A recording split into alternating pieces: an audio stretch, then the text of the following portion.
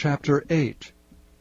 And it came to pass at the end of 20 years, wherein Solomon had built the house of the Lord and his own house, that the cities which Huram had restored to Solomon, Solomon built them, and caused the children of Israel to dwell there. And Solomon went to Hamath-zobah, and prevailed against it. And he built Tadmor in the wilderness, and all the store cities which he built in Hamath. Also he built Beth-horon the upper, and Beth-horon the nether, fenced cities with walls, gates, and bars. And Baaleth, and all the store cities that Solomon had, and all the chariot cities, and the cities of the horsemen, and all that Solomon desired to build in Jerusalem, and in Lebanon, and throughout all the land of his dominion.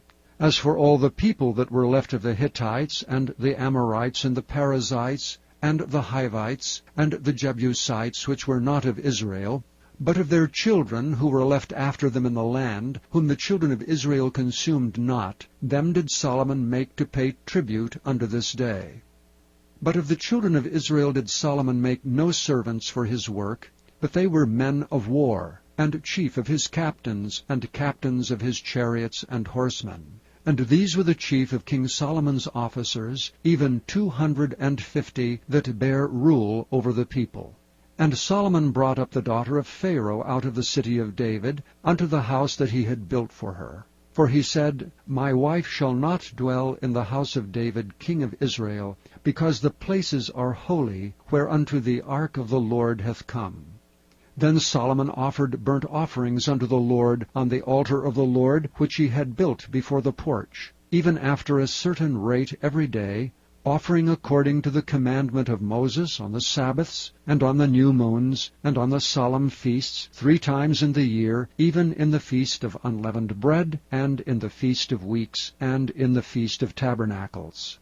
And he appointed, according to the order of David his father, the courses of the priests to their service, and the Levites to their charges, to praise and minister before the priests, as the duty of every day required. The porters also by their courses at every gate, for so had David the man of God commanded.